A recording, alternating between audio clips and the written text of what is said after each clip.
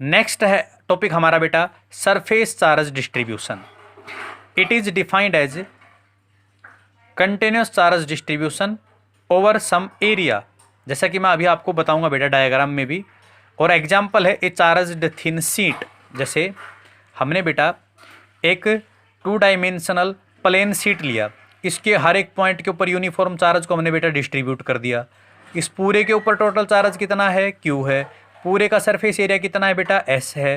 पूरे की वजह से इस एक पॉइंट चार्ज Q नोट के ऊपर फोर्स कितनी आनी थी, F आनी थी। लेकिन हम नहीं निकाल सकते क्योंकि दो चार्ज के बीच में फोर्स तो सिर्फ कूलम्ब लॉ बताएगा।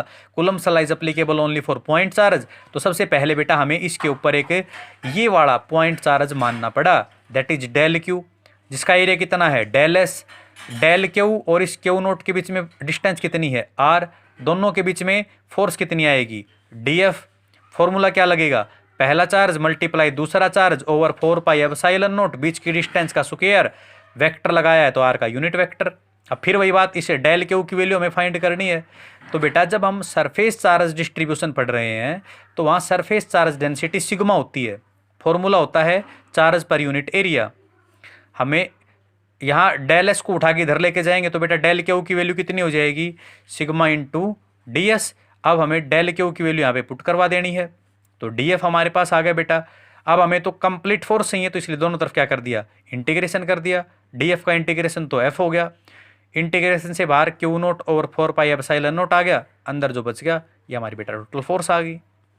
थर्ड वॉल्यूम चार्ज डिस्ट्रीब्यूशन बेटा। इसमें हम वॉल्यूम के लिए कोई सॉलिड ऑब्जेक्ट लेंगे, जैसे कि एक स्फीयर है, जैसे कि कोई सिलेंडर है, उसके ऊपर हमने यूनिफॉर्म चार्ज डिस्ट्रीब्यूट करवा देना है बेटा। हमने एक बड़ा स्फीयर लिया जिसका वॉल्यूम V है, जिसके ऊपर टोटल चार्ज Q है। इस पूरे की वजह से इस छोटे से चार्ज Q नोट के ऊपर फोर्स आनी थी F, लेकिन हम नहीं फाइंड कर सकते क्योंकि कूलम्ब लॉ एप्लीकेबल नहीं है। इसलिए हमने एक पॉइंट चार्ज कंसीडर किया डेल Q, वॉल्यूम है जिसका डेल V। इसकी वजह से फोर्स आएगी DF, पहला चार्ज मल्टीप्लाई दूसरा charge over 4 pi epsilon note R square, vector लगाया है तो यूनिट वेक्टर हमने लगा दिया बेटा। अब फिर से वही डेल Q की वैल्यू फाइंड करेंगे। वॉल्यूम चार्ज पढ़ रहे हैं तो वॉल्यूम चार्ज डेंसिटी रो होगी चार्ज पर यूनिट वॉल्यूम। यहाँ से आप डेल Q की वैल्यू इजीली फाइंड आउट कर सकते हैं। डेल Q की वैल्यू हमने यहाँ पे पुट करवा दी, दोनों तरफ हमने बेटा इंटीग्रेशन किया तो वहाँ से हमारे पास F आ गया। तो ये था बेटा हमारा कंटिन्यूस चार्ज डिस्ट्रीब्यूशन। और आज का हमारा लास्ट, इस चैप्टर का भी लास्ट टॉपिक है बेटा। उसके बाद हमारा ये चैप्टर कंप्लीट हो जाएगा। इसकी वर्कशीट हम साथ साथ कर चुके हैं। तो बेटा हमारा आज का लास्ट टॉपिक है difference between electric charge and mass. Mass भी एक इंट्रिंसिक प्रॉपर्टी है, चार्ज भी एक इंट्रिंसिक प्रॉपर्टी है। मास भी एक ऐसी इंट्रिंसिक प्रॉपर्टी है जिसकी वजह से फोर्स क्रिएट होती है, चार्ज भी एक ऐसी इंट्रिंसिक प्रॉपर्टी है जिसकी वजह से फोर्स क्रिएट होती है। इनमें डिफरेंस हमें पढ़ना है बेटा। तो पहला हमारा डिफरेंस है, चार्ज जो है ना वो पॉजिटिव भी हो सकता है, नेगेटिव भी हो सकता है, चार्ज जो है वो जीरो भी हो सकता है। लेकिन बेटा जो मास होता है ना वो ऑलवेज एक पॉजिटिव क्वांटिटी, कभी भी नेगेटिव और जीरो नहीं हो सकता। क्योंकि हमने तो मैटर की डेफिनेशन पढ़ी है कि everything which can occupy space and having mass is known as matter. तो मैटर है, ऑब्जेक्ट है तो मास तो होगा ही होगा, मास कभी भी जीरो और नेगेटिव नहीं हो सकता। लेकिन चार्ज नेगेटिव, पॉजिटिव और जीरो हो सकता है। नेक्स्ट, दो चार्ज है बेटा, उनके बीच में फोर्स अट्रैक्शन वाली भी हो सकती है और रिपल्सन वाली भी हो सकती है। लेकिन दो मास बॉडी के बीच में ऑलवेज अट्रैक्टिव फोर्स होती है, दो मास बॉडी के बीच में कभी भी रिपल्सिव फोर्स नहीं हो सकती है।